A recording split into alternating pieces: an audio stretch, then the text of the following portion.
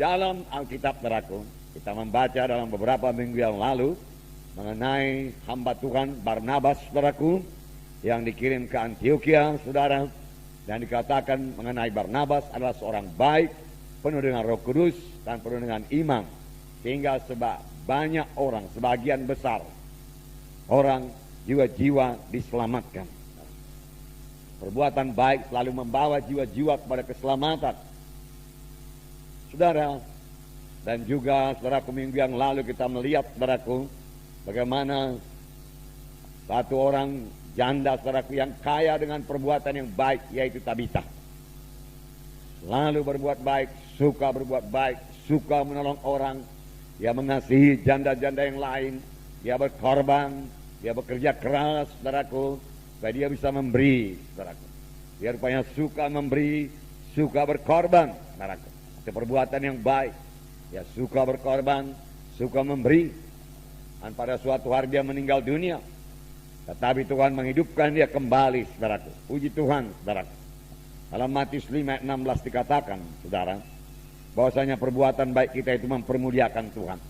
Tetapi sebelum kita sampai di situ, saya mau menerangkan kepada saudara bahwa sekedar perbuatan baik saja tidak membawa kita kepada keselamatan. Amin.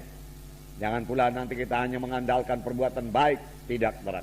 Bahkan sebelum selamat kita tidak sanggup berbuat baik, karena kebaikan adalah buah Roh Kudus.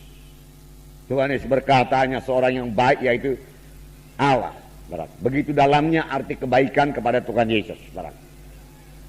Yang tidak bisa kita capai, saudaraku, hanya dengan, saudaraku, keadaan manusiawi kita, kesanggupan manusiawi kita saja, saudara. Kita perlu Roh Kudus memenuhkan kita, menguasai kita, dan kita bersandar kepada Roh Kudus, supaya Roh Kudus memberikan buah Roh, yaitu kebaikan di dalam hidup kita, saudara. Nah, dalam Matius 5:16 dikatakan, saudara, Matius 5:16, demikianlah hendaknya terangmu bercahaya di depan orang, supaya mereka melihat perbuatanmu yang baik dan memuliakan Bapamu yang di sorga. Terangmu bercahaya, terang anak-anak Tuhan, saudara. Kita ini, saudaraku, terang Tuhan. Ya, semalam, saudaraku, Tuhan memberikan pengertian bahwasanya kelompok sel itu harus seperti mercusuar yang memancarkan terang. Terang itu ialah kasih. Kapan dalam satu kelompok sel tidak ada kasih, saudaraku, yang ada hanya mercusuar saja. Satu menara yang tinggi serupa monumen, saudaraku, tetapi tidak memancarkan cahaya apa-apa, tidak ada gunanya. Di waktu malam, saudaraku, kapal-kapal akan lewat, saudaraku, dan kapal-kapal tidak tahu bahwa di situ ada batu karang. Ketabrak juga, saudaraku, dan rusak, boleh jadi tenggelam, saudaraku. Tetapi satu kelompok sel, saudaraku, yang memiliki kasih, saudaraku, adalah seperti mercusuar yang memancarkan cahaya itu, saudaraku, sehingga kapal-kapal yang lewat pada malam hari bisa selamat. Nah, di sini dikatakan biarlah terangmu bercahaya. Kemudian dikatakan lagi, supaya mereka melihat perbuatanmu yang baik, perbuatan yang baik, perbuatan yang baik, dan memuliakan Bapamu yang di sorga. Haleluya. Nah, saudaraku yang kasih dalam nama Yesus, dalam Ibrani 10 ayat 24, kita harus saling mendorong, saling menguatkan untuk berbuat perbuatan baik. Amin, saudara. Perbuatan baik. Amin, saudara. Haleluya. Semua kita mau melaksanakan perbuatan baik. Haleluya.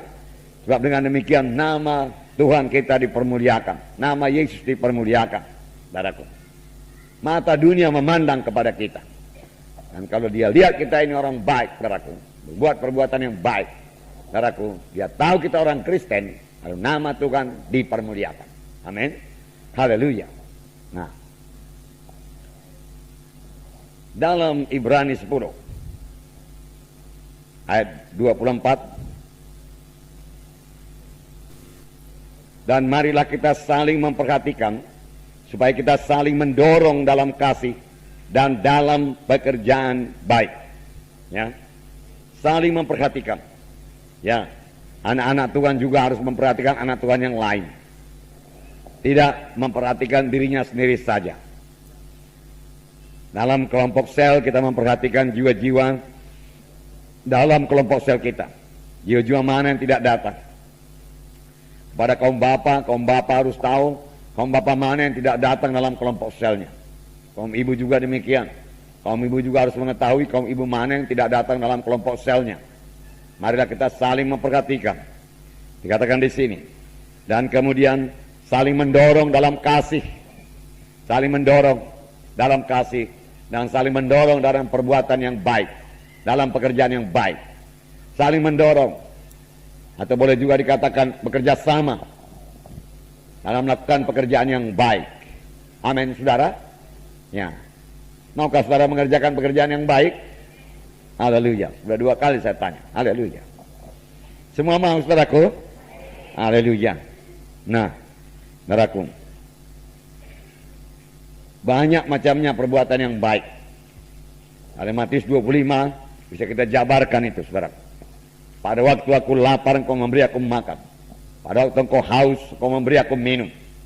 Pada waktu aku dalam penjara, engkau mengunjungi aku. Pada waktu aku sakit, engkau mengunjungi aku. Ya. Pada waktu aku telanjang, engkau berikan aku pakaian. Nah, itu macam-macamnya. Amin, saudara. Berbuat baik. Berbuat baik. Tapi saudaraku, kita sebagai orang-orang rohani, saudaraku, terutama kita berbuat baik dalam hal rohani.